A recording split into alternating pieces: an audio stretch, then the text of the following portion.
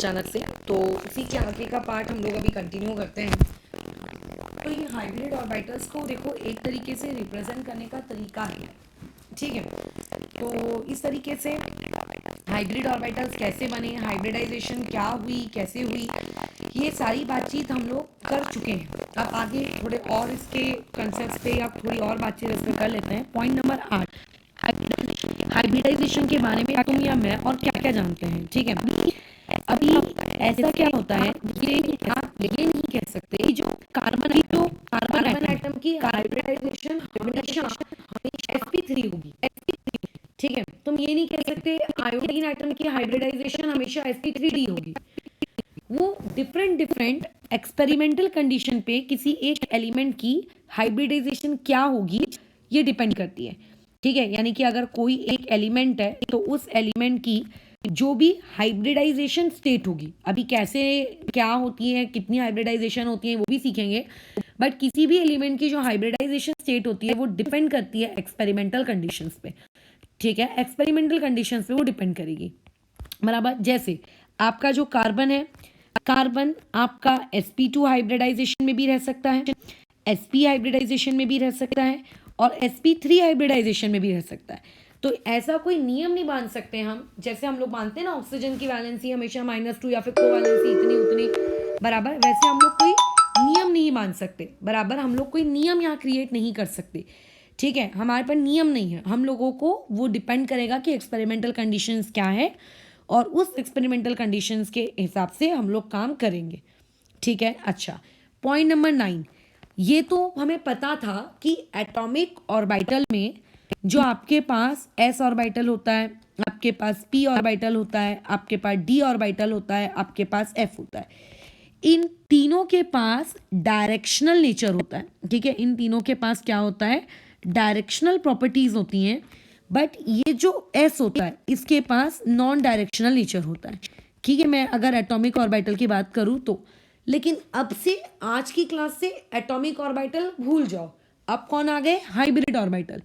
तो hybrid orbital में जितने भी प्रकार के आप हाइब्रिडाइजेशन आगे पढ़ोगे, सभी के सभी हाइब्रिड ऑर्बिटल्स के पास भी क्या होता है, डायरेक्शनल प्रॉपर्टीज होती हैं, ठीक है। और इवन जो डायरेक्शनल प्रॉपर्टीज होती हैं हाइब्रिड ऑर्बिटल के पास, वो मोर होती हैं, किससे होती हैं, मोर देन होती हैं आप लोगों के एटॉमिक ऑर्बिटल से, ठीक है। किससे होती हैं, ज़्यादा मोर होती हैं एटॉमिक ऑर्बिटल से। सो देयरफॉर जो कल की क्लास थी, कल की क्लास के अकॉर्डिंग सिग्मा बॉन्ड ज़्यादा स्ट्रॉन्ग था as compare to pi bond, और आज की क्लास में क्योंकि आपका एटॉमिक ऑर्बिटल, ये दोनों तो कौन थे, ये दोनों तो एटॉमिक ऑर्बिटल के ओवरलैपिंग से बने थे ना, लेकिन अब तो खुद एटॉमिक ऑर्बिटल ओवरलैप करके हाइब्रिड ऑर्बिटल बना रहे हैं और उनके अंदर डायरेक्शनल प्रॉपर्टीज क्योंकि ज़्यादा है, तो हाइब्रिड ऑर्बिटल की जो स्ट्रेंथ होती है वो सिग्मा के बॉन्ड से तक ज़्यादा होती है, ठीक है। सिग्मा के बॉन्ड से तक ज़्यादा होती है। और आपके पास आगे अभी हम पढ़ेंगे कि हाइब्रिड ऑर्बिटल की भी विभिन्न प्रकार मौजूद है, जैसे लाल शिमला मिर्च, पीली है, हरी है, वैसी हाइब्रिड ऑर्बिटल्स के भी हमारे पास डिफरेंट प्रकार मौजूद है। उन डिफरेंट प्रकार का अगर मैं ऑर्डर सेट करूं, ठीक है, हाइब्रिड ऑर्बिटल में ही अगर मैं आप लोगों को डायरेक्शनल ऑर्डर, अगर मैं उनका डायरेक्शनल प्रॉपर्टी का अगर मैं ऑर्डर सेट करूं, ठीक है, डायरेक्शनल प्रॉपर्टी का यदि मैं ऑर्डर सेट करूं तो आंसर कुछ इस प्रकार से रहेगा कि आपके पास sp में सबसे कम डायरेक्शनल नेचर, sp2 में ज़्यादा डायरेक्शनल नेचर, sp3 में उससे ज़्यादा डायरेक्शनल नेचर, sp3d में उससे ज़्यादा डायरेक्शनल नेचर, sp3d2 में उससे ज़्यादा डायरेक्शनल नेचर, और सबसे ज़्यादा डायरेक्शनल नेचर किस में होगा, sp3d3 में। अब ये चीज़ें क्या हैं, कैसी हैं, ये हम लोगों को अभी समझना है, ठीक है। कि sp3d क्या है, sp3d2 क्या है, sp क्या है, ये सब चीज़ें हम लोगों को क्या करनी है, पढ़नी है, ठीक है। अच्छा, और इसको पढ़ने से पहले एक आखिरी पॉइंट लिखकर हम हाइब्रिडाइजेशन वाले प्रवचन को समाप्त करते हैं, क्योंकि इसी पॉइंट से आगे वो चीज़ें कैसे बनी वो समझ में आएगा। अगर आपको पता लगाना है कि कितने हाइब्रिड ऑर्बिटल्स, ठीक है, आप लोगों के फॉर्म होंगे, तो आप क्या करो, किसी भी एक मॉलिक्यूल का स्ट्रक्चर बना लो, ठीक है। किसी भी मॉलिक्यूल का एक स्ट्रक्चर बना लो। स्ट्रक्चर बनाना तो अपन ने सीख लिया है लेविस में, वहाँ पे जितने भी सिग्मा बॉन्ड्स हैं वो तो तुम कैलकुलेट कर ही लोगे। अब सिग्मा बॉन्ड्स क्या होते हैं, ये हम लोग लास्ट 2 क्लास से प्रवचनबाजी कर रहे हैं, वो लिख लो।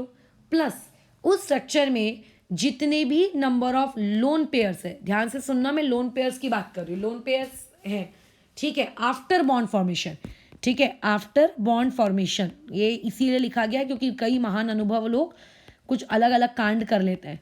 बॉन्ड फॉर्मेशन के बाद जितने भी लोन पेयर्स हैं और जितने भी सिग्मा बॉन्ड हैं, ठीक है, या फिर इनको ऐड कर लो तो वो आपका कहलाएगा नंबर ऑफ हाइब्रिड ऑर्बिटल, ठीक है। कई किताबों में आप इस चीज़ को इस फॉर्मेट में भी देखोगे कि नंबर ऑफ हाइब्रिड ऑर्बिटल की जगह वहाँ पे लिख के मिल रहा हो आपको स्टेरिक नंबर, ठीक है, आपको क्या मिल रहा है, स्टेरिक नंबर मिल रहा है, ठीक है, क्या मिल रहा है आपको, स्टेरिक नंबर मिल रहा है। लेकिन स्टेरिक नंबर निकाला, नुकुली, ये सब अभी हम सीख रहे हैं, ये सब हम लोग क्या कर रहे हैं, अभी सीख रहे हैं, उसको सीखते हैं और उसके बाद फिर बाद में एक चार्ट बनाते हैं, ठीक है, उसको सीखते हैं फिर आगे में चार्ट बनाते हैं।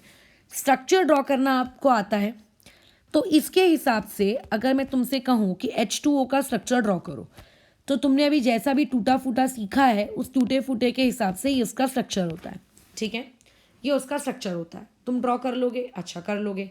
अब ड्रॉ करने के बाद अगर कोई तुमसे पूछेगा कि यहाँ पे स्टेरिक नंबर कितना है बताइए, तो स्टेरिक नंबर कितना होगा, कितने सिग्मा बॉन्ड है, तुम बोलोगे 2 सिग्मा बॉन्ड है तो ये मैंने लिख दिया 2। तुम बोलोगे लोन पेयर कितने हैं, मैं बोलूँगी 2, तो ये कितना हो गया 4।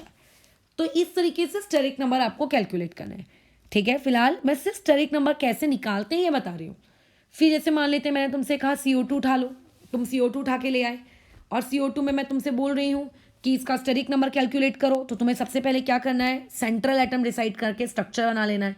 उतना तो कर ही लोगे ना, सेंट्रल एटम डिसाइड करके स्ट्रक्चर बना लेना, वो नहीं कर पाए तो फिर क्या करोगे, ठीक है। तो आपने सेंट्रल एटम लिया कार्बन, और सेंट्रल एटम कैसे लेते हैं ये भी पढ़ चुके हैं, तो ये आपने स्ट्रक्चर कुछ इस प्रकार से बना दिया, ठीक है, ये आपका स्ट्रक्चर, ये ऐसा कुछ इसका स्ट्रक्चर रहेगा, टूटा फूटा तुमने जैसा भी बनाया उस पर भी अपना फोकस नहीं है।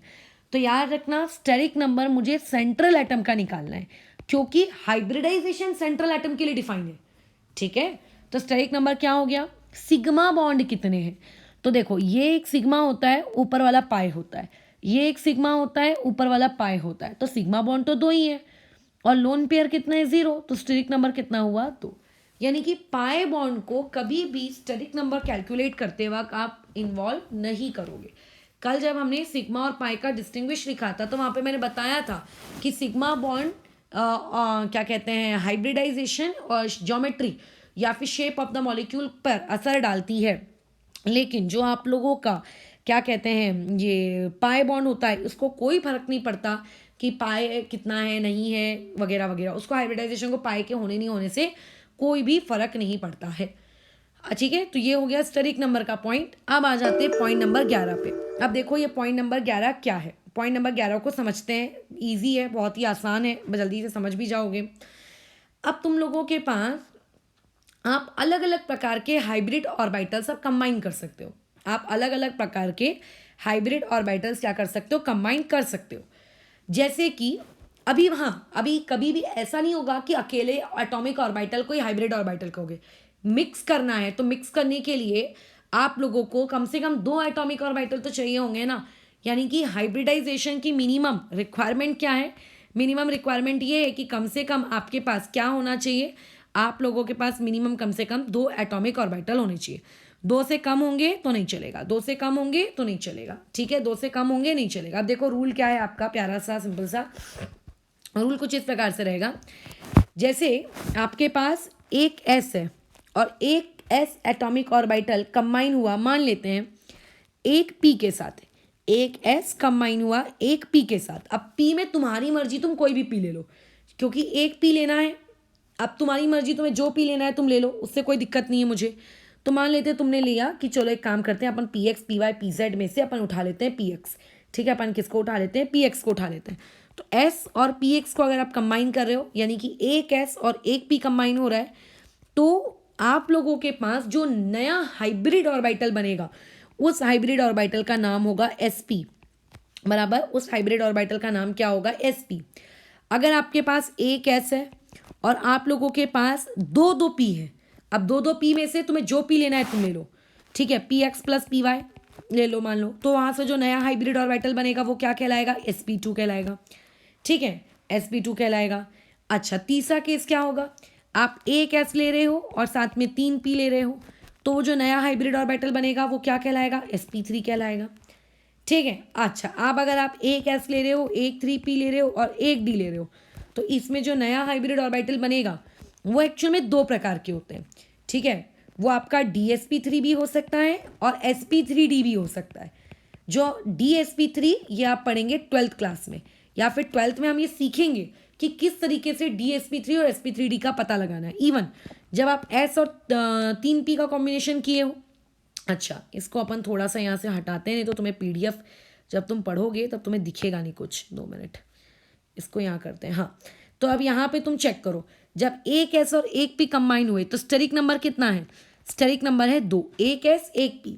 अच्छा, यहाँ पे स्टेरिक नंबर कितना है 3, यहाँ पे स्टेरिक नंबर कितना है 4। ठीक है, यहाँ पे स्टेरिक नंबर कितना है 4। लेकिन यही स्टेरिक नंबर 4 अगर रहे तो ऐसा भी कॉम्बिनेशन हो सकता है, एक डी है एक एस है और पी 2 है, यानी कि स्टेरिक नंबर 4 रहते हुए कॉन्फ़िगरेशन sp3 के बदले dsp2 हो सकता है।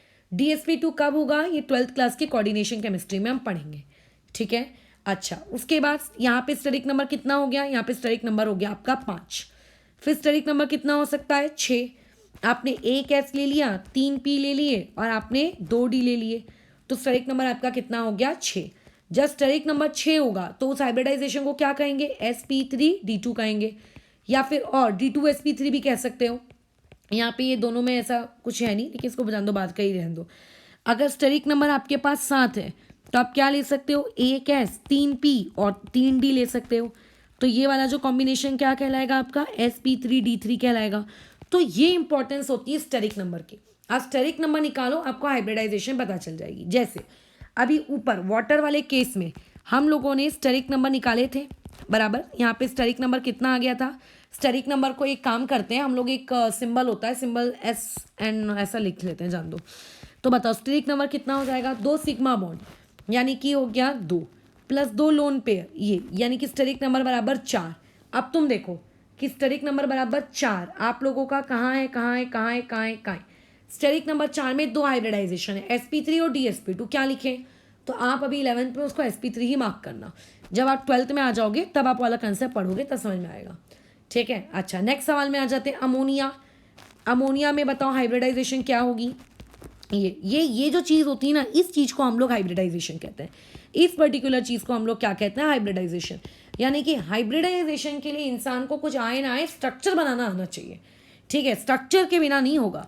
तो ये आप लोगों का ये है। अब बताओ यहाँ पे स्टेरिक नंबर कितना होगा, यहाँ पे आपके पास 3 सिग्मा बॉन्ड और आपके पास 1 lone pair, total steric number 4। यहाँ पे भी हाइब्रिडाइजेशन बोलो कितनी होगी, sp3।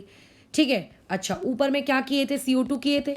CO2 इस प्रकार से दिखता है, इसका स्टेरिक नंबर कितना होगा, यहाँ पे 2 सिग्मा है और 0 लोन पेयर है, और पाई बॉन्ड को कैलकुलेट या काउंट नहीं करते हाइब्रिडाइजेशन निकालने पे।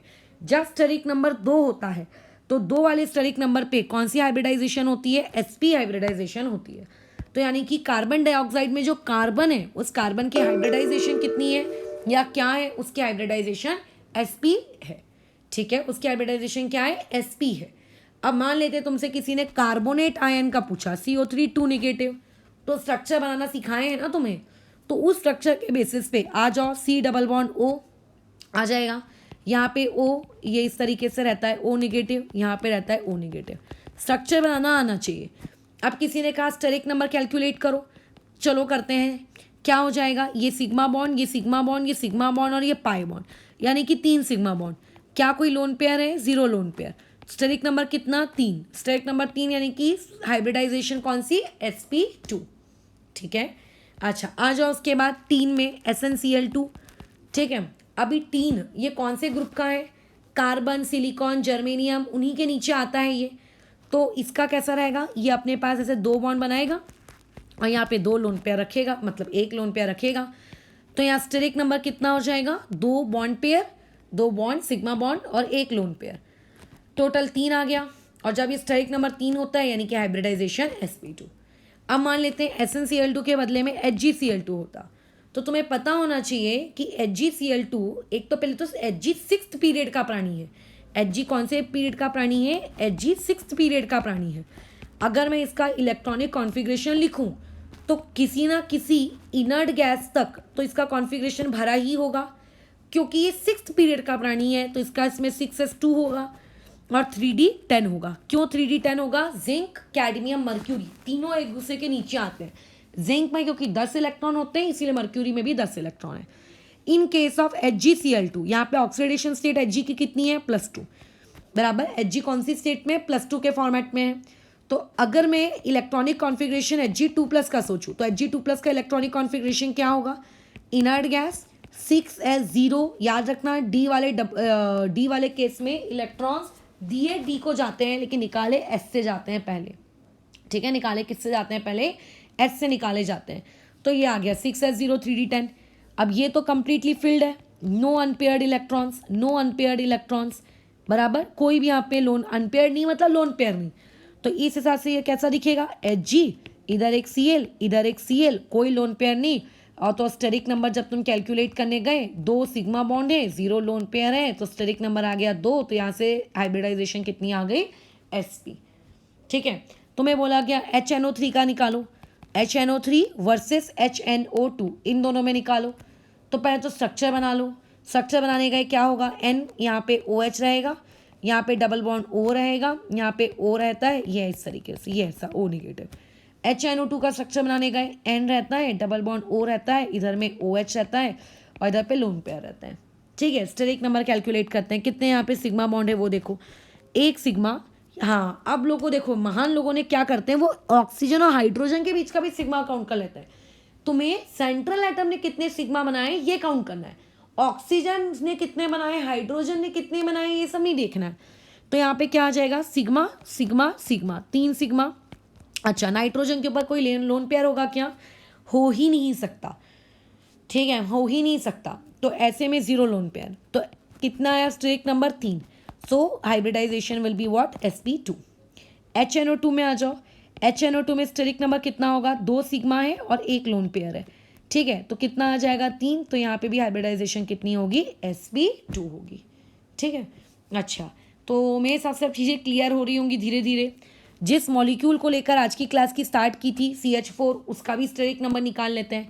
कार्बन है, ऊपर हाइड्रोजन है, इधर हाइड्रोजन है, इधर हाइड्रोजन है, इधर हाइड्रोजन है। यहाँ पे टोटल आप लोगों के पास कितने बॉन्ड पेयर्स हैं? 4 बॉन्ड पेयर है प्लस 0 लोन पेयर है। तो यहाँ से ये कितना आ गया? 4। अगर ये 4 आ गया मतलब ये sp3, और अगर ये sp3 यानी कि sp3 हाइब्रिडाइजेशन और क्या। ठीक है, नेक्स्ट आ जाते हैं ASCl3 पे।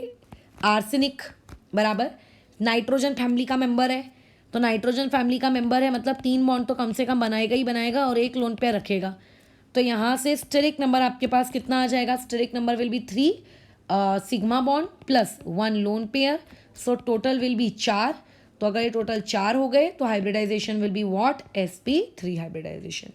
ठीक है, मान लेते हैं किसी ने तुमसे NH4 पॉजिटिव का बोल दिया निकालने के लिए, तो स्ट्रक्चर बना लो। Nitrogen, hydrogen, hydrogen, hydrogen, positive charge किस पे? नाइट्रोजन पे।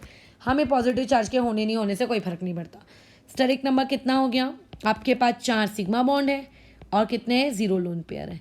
तो कितना आ गया? 4। सो 4 आ गया यानी कि sp3 हाइब्रिडाइजेशन। ठीक है, कितनी हाइब्रिडाइजेशन? sp3 hybridization. ठीक है, ये ऐसा काम था। ठीक है, एक और निकाल लेते हैं।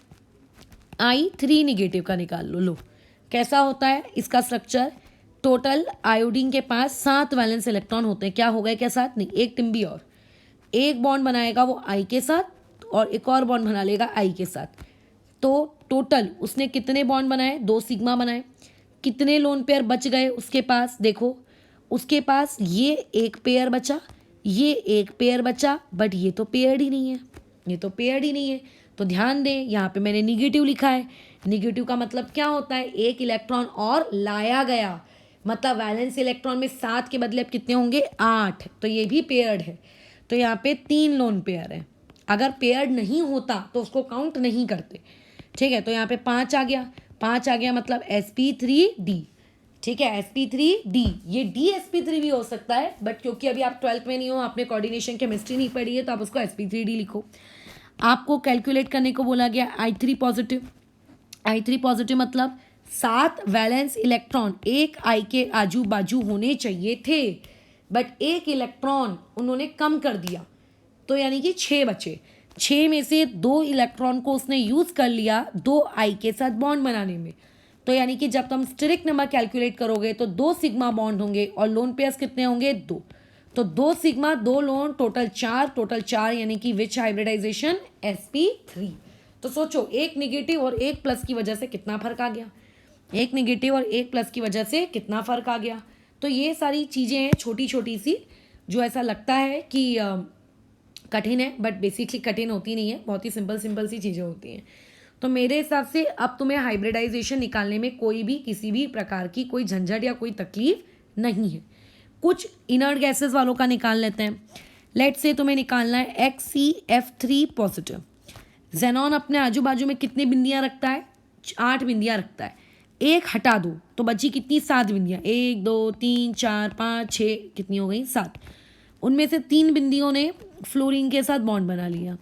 अब देखो पेयर वाली कितनी बच गई, ये एक पेयर, ये दूसरा पेयर। तो इस हिसाब से अगर किसी ने स्टेरिक नंबर पूछा तो कितना हो जाएगा, 3 आप लोगों के सिग्मा बॉन्ड प्लस 2 आप लोगों के क्या, 2 आप लोगों के लोन पेयर, टोटल कितना हो गया 5। टोटल 5 यानी कि कौन सी हाइब्रिडाइजेशन, sp3 कितना, sp3 कितना d। ठीक है, मान लेते हैं ये पूछा गया XeO2F2, लो इसका बनाओ। तो जेनॉन के आजू बाजू कितनी बिंदियां, 8, 1 2 3 4 5 6 7 8। 2 फ्लोरीन, एक फ्लोरीन ये दूसरा फ्लोरीन। O2 ऑक्सीजन तो तुम्हें पता है डबल बॉन्ड में रहेगा, तो ये देखो डबल बॉन्ड, ये सिर्फ एक पेयर बच गया आपके पास। तो अभी स्टेरिक नंबर कैलकुलेट करने गए, तो आप बताइए स्टेरिक नंबर कैसे आएगा, कितने सिग्मा बॉन्ड है, एक सिग्मा, दूसरा सिग्मा, तीसरा सिग्मा, चौथा सिग्मा। तो सिग्मा तो 4 ही है और पाई को काउंट करते नहीं है। लोन पेयर कितना है 1, तो टोटल ओवरऑल कितना है 5, यानी कि इसकी हाइब्रिडाइजेशन कितनी हुई sp3d हुई। ठीक है, इसकी हाइब्रिडाइजेशन कितनी हुई sp3d हुई। ठीक है, ये इस तरीके से हाइब्रिडाइजेशन निकाली जाती है। तो मैंने तुम्हें हाइब्रिडाइजेशन निकालना बता दिया है। अब मुझे नहीं लगता इसके ऊपर और एग्जाम्पल्स लेने की नीड है, आगे हम लोग करेंगे और क्लासेस, बट इतने एग्जाम्पल मेरे हिसाब से सफिशिएंट होते हैं एक इंसान को समझने के लिए। हाँ, अब ये हाइब्रिडाइजेशन तभी डिम भेजे में घुसती है जब आप लोगों को ये पता हो कि स्ट्रक्चर कैसे बनाना है। अब मान लेते हैं तुम में से किसी को यही नहीं पता कि स्ट्रक्चर कैसे बनाना है, बराबर, तो वो इंसान क्या क्वेश्चन सॉल्व करेगा। ठीक है, वो क्वेश्चन क्या सॉल्व करेगा। तो अगर तुम में से किसी की स्ट्रक्चर बनाने में कमांड नहीं है तो पहले स्ट्रक्चर में अपनी कमांड स्टैब्लिश करो, और जैसे ही स्ट्रक्चर में कमांड स्टैब्लिश होगी तो ही आप लोगों को आगे आसानी होगी। ठीक है, अच्छा, तो अभी हम लोग यहाँ पे आगे बढ़ते हैं। आगे जो चीज़ें तुम्हें बताई जा रही हैं वो जीके फैक्ट्स हैं। वो क्या है, आप लोगों के जीके फैक्ट्स हैं। अब उन जीके फैक्ट्स को समझ लो, उनको याद करो, क्योंकि सीधा सीधा उन पे सवाल पूछ लिया जाता है। ठीक है, देखो जीके फैक्ट नंबर 1, हेडिंग डाल देना नोट्स कॉपी में NOTE नोट। ठीक है, अच्छा, आपको डायमंड का स्ट्रक्चर पता है, डायमंड कैसा दिखता है, तो तुम बोलोगे हाँ 10th में तो थोड़ा बहुत धुंधली धुंधली याद है, हमें याद है डायमंड कैसा दिखता है। तो डायमंड एक्चुअल में कार्बन का ही क्या होता है, एलेक्ट्रोप होता है। ठीक है, बाकी डायमंड और ग्रेफाइट के कैरेक्टरिस्टिक्स तो तुमने 10th में ही पढ़ लिए हैं। I am not going to repeat that characteristics of diamond and graphite, but हाँ तुम्हें इतना तो पता ही है कि डायमंड का स्ट्रक्चर कैसा दिखता है। एक कार्बन होता है, वो कार्बन अपने जैसे और कितने कार्बनों से कनेक्टेड होता है, 4। फिर अगेन एक कार्बन होगा, वो अपने जैसे और से कनेक्टेड होगा। तो इस तरीके से ये लोग एक क्या करते हैं, क्लोज्ड 3 डायमेंशनल स्ट्रक्चर बनाते हैं, जिसमें हर कार्बन एटम अपने जैसे और कितने कार्बन एटमों से कंबाइन होता है, 4 कार्बन एटम वाले लोगों से वो क्या होता है, कंबाइन होता है। ठीक है, वो अपने जैसे क्या करता है, 4 कार्बन एटम वाले लोगों से वो क्या होता है, कंबाइन होता है। तो अगर मैं इसमें से किसी एक कार्बन को उठा लूँ, लेट्स से इसको, अच्छा अब ये मत सोचना कि इस कार्बन को कोई अटैच नहीं है, ये भी अटैच्ड है, ये सब अटैच्ड होते हैं। अब मैं कितने स्ट्रक्चर्स बनाऊंगी, उसको पैक करवाऊंगी तो ये फ्री हो जाएंगे, है ना। तो हर कार्बन 4 एटम से अटैच्ड है, बराबर। बट अगर मुझको कोई ये पूछेगा कि इस कार्बन में आपको कितने सिग्मा बॉन्ड दिख रहे हैं, आप देखो, मैं कहूँगी ऊपर सिग्मा, नीचे सिग्मा, आजू सिग्मा, बाजू सिग्मा, यानी कि एक कार्बन एटम का यहाँ स्टेरिक नंबर 4 है, और जब स्टेरिक नंबर 4 होता है तो हाइब्रिडाइजेशन कितनी होती है, sp3। यही तुम्हें बताना था कि डायमंड में कार्बन एटम की जो हाइब्रिडाइजेशन होती है वो कितनी होती है, sp3। कितनी होती है, sp3।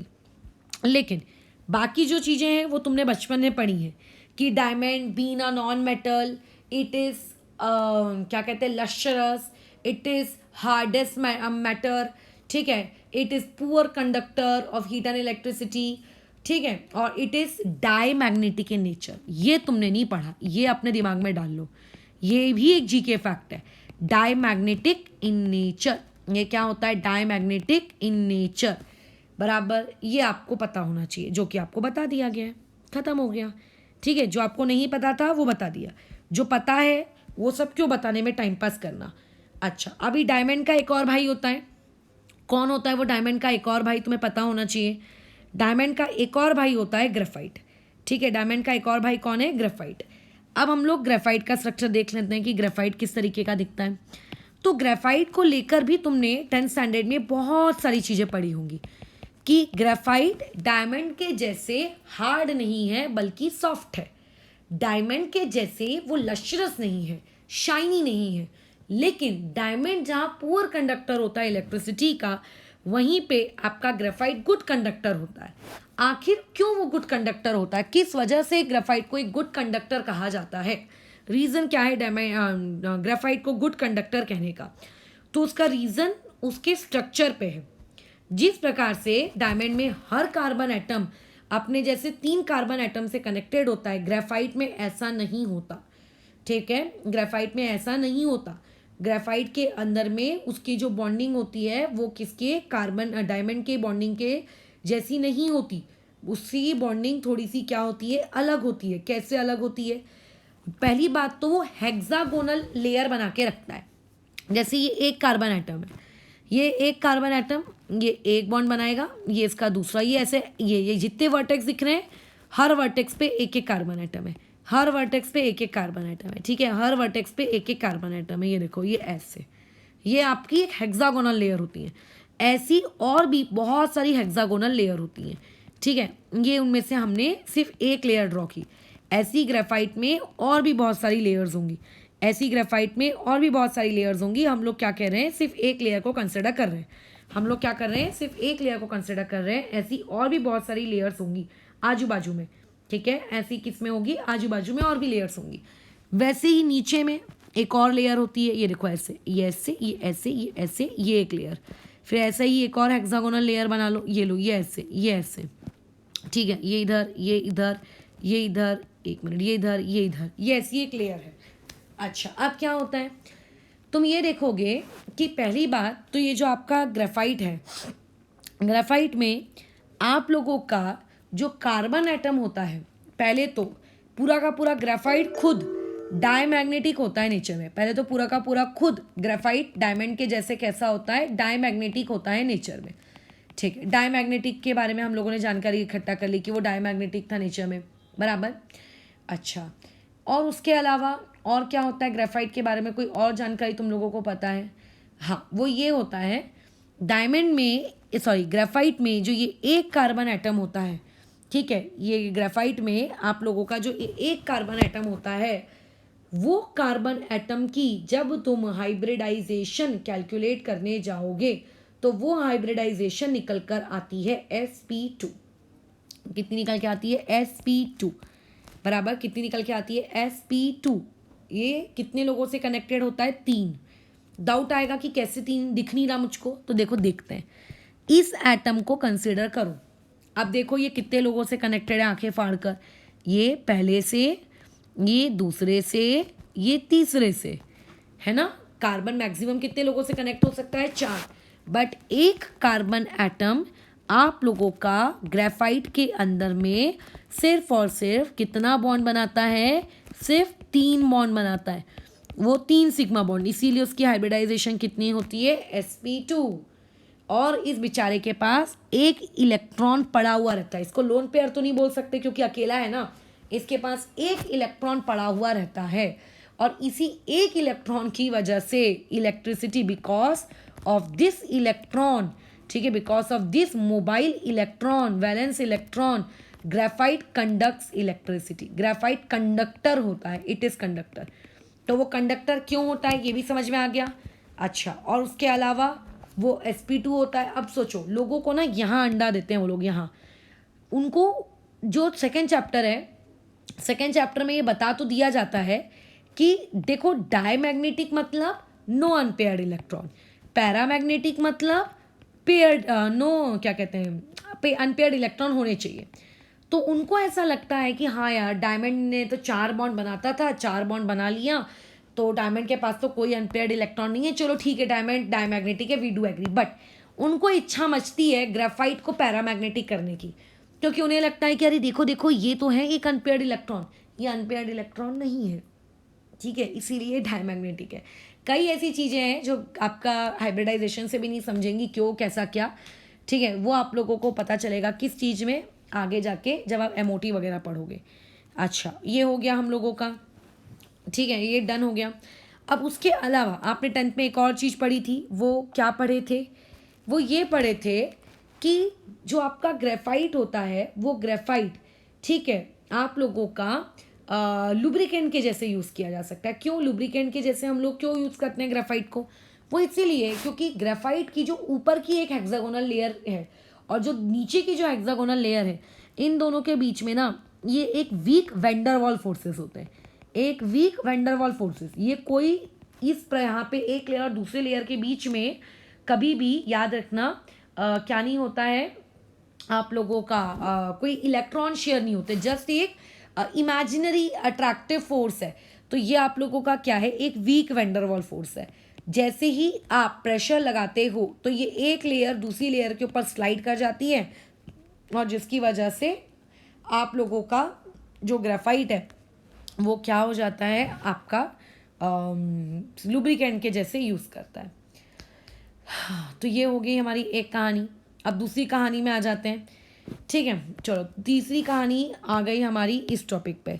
तुमने बकमिनिस्टर फ्लोरीन C60 बकी बॉल, इसके बारे में भी पढ़ाई होगा 10th में, ठीक है। इसका स्ट्रक्चर मैं ड्रॉ नहीं करूँगी, मिनिस्टर होता है, मैंने इसको मिनिस्टर बोला है, मिनिस्टर होता है वो, बकमिनिस्टर फ्लोरीन, ठीक है। उसका स्ट्रक्चर मैं यहाँ पे ड्रॉ नहीं कर रही हूँ, लेकिन तुमने देखा है फुटबॉल लाइक स्ट्रक्चर होता है उसका, बकी बॉल। अब इसमें बकी बॉल जो आप लोगों के पास है, ये बकी बॉल भी क्या होती है, एक प्रकार की आपकी क्या है, ये बकी बॉल भी आप लोगों की एक प्रकार की क्या है, ये एलेक्ट्रोप है, किसका, आप लोगों का कार्बन का। अब अगर कोई तुमसे ये बोलेगा, ठीक है, कि बताओ आपका जो बकमिनिस्टर फ्लोरीन है, इस बकमिनिस्टर फ्लोरीन में, अच्छा मैंने लिख भी इसको मिनिस्टर ही दिया, रुको, बकमिनिस्टर MINSTER, बकमिनिस्टर फ्लोरीन में हाइब्रिडाइजेशन कितनी है, ठीक है। तो अब तो इसके पास ना तो sp2 होता है, ना तो इसके पास sp3 होता है, इसके पास sp2 और sp3 के बीच की एक इंटरमीडिएट हाइब्रिडाइजेशन होती है, ठीक है। इसके पास बीच की एक इंटरमीडिएट हाइब्रिडाइजेशन होती है, ठीक है, इंटरमीडिएट। ना तो कंप्लीटली sp2 होता है, ना तो कंप्लीटली sp3 होता है, लेकिन जो अभी करंट रिसर्च वर्क चल रहा है, उस करंट रिसर्च वर्क के अनुसार, ठीक है, हम लोग इसकी हाइब्रिडाइजेशन को sp2 मानकर चलेंगे। किया होगा उन्होंने कुछ ना कुछ रिसर्च वगैरह, हमारा क्या जाता है, ठीक है, उन्होंने कुछ भी किया होगा, हमारा क्या जाता है हम लोग, लेकिन अभी फिलहाल उसकी हाइब्रिडाइजेशन को sp2 मान के चलेंगे। हो सकता है कि उसके अंदर sp2 हाइब्रिडाइजेशन वाले ज़्यादा कैरेक्टरिस्टिक्स हो, इसीलिए sp2 हाइब्रिडाइजेशन का पल्ला भारी है, ठीक है, इसीलिए तो, लेकिन वो एक इंटरमीडिएट हाइब्रिडाइजेशन का केस है, लेकिन उसको करंट रिसर्च वर्क ने उसको किस कैटेगरी में डाल दिया, sp2 में डाल दिया। तो ये तुम्हें एक जानकारी इसके बारे में पता होनी चाहिए थी, जो अपन ने ले ली। तो अभी आज की क्लास हम लोग यहीं पे ओवर करते हैं। कल हाइब्रिडाइजेशन का पार्ट 3 का वीडियो आएगा। वैसे तो पार्ट 3 मेरे को बनाना नहीं था, मुझे सिर्फ 1-2 ही पार्ट्स करने थे, बट आज की क्लास बीच में ब्रेक हो गई थी। कल जो आएगा आपका वीडियो, उसमें हम लोग हाइब्रिडाइजेशन में एक एक हाइब्रिडाइजेशन की डिटेल पढ़ेंगे कि आखिर sp हाइब्रिडाइजेशन क्या है, sp के कुछ एक आधी एग्जाम्पल्स, उसकी शेप क्या होती है, वहाँ बॉन्ड एंगल क्या होता है, वगैरह वगैरह वगैरह, ये सारी बातचीत। तो यानी कि कल की जो बातचीत रहेगी वो पूरी की पूरी बातचीत किस टॉपिक पे रहेगी, आप लोगों के इन सारी चीज़ों पे, कि कौन सी वाली हाइब्रिडाइजेशन कैसी होती है, उसमें कौन से एटॉमिक ऑर्बिटल मिक्स होते हैं, कितना कितना एंगल होता है, वगैरह वगैरह, जो आपको प्योरली रट्टा मार के रेडी रखना है। ठीक है, प्योरली आपको उसको क्या करना है, रट्टा मार के रेडी रखना है। ये कंसेप्ट हम लोग अभी कल की क्लास में सीखेंगे। उम्मीद करती हूँ कि जिनको स्ट्रक्चर आता है उनको लिए ऐसा लग रहा होगा, अरे हाइब्रिडाइजेशन क्या है, तो 10th में ही सिखा देते। तो बेसिकली 10th में सिखाया जा सकता था बिना इन सब चीज़ों का मतलब समझाए कि एटॉमिक ऑर्बिटल क्या होता है, ये क्या होता है, वो क्या होता है, क्या करना है। सिर्फ कुछ ही तो यही बता दिए होते कि स्टेरिक नंबर 1 तो इतना, स्टेरिक नंबर 2 तो इतना, स्टेरिक नंबर 3 तो इतना, पहले ही बता देते। तो सिंपल सी चीज़ थी। अच्छा, और आंसर की मैं शेयर कर देती हूँ। लास्ट एक्चुअली मैंने कल PDF शेयर नहीं की थी, तो उस कल के वीडियो में ना कुछ 15 या 28 सवाल थे, वो मैंने शेयर नहीं किया था PDF, तो वो मैं अभी शेयर कर देती हूँ। उन सवालों को बना लो और फिर उसके साथ हम उसके कल आंसर डिस्कस कर लेंगे। और जो मैंने पुरानी PDFs भेजी थी, उन पुरानी PDFs में भी कुछ कुछ क्वेश्चन थे। एक फजांस रूल का क्वेश्चन था, एक्सेट्रा एक्सेट्रा, तो वो सारे एक्चुअल में मुझे कल के कल ही अपन डिस्कशन कर लेंगे। ठीक है, कल नहीं तो परसों, क्योंकि कल का वीडियो ऐसे भी बड़ा होगा, डिस्कशन की वजह से और बड़ा हो जाएगा, तो या तो परसों के वीडियो में वो डिस्कस हो जाएगा। ठीक है।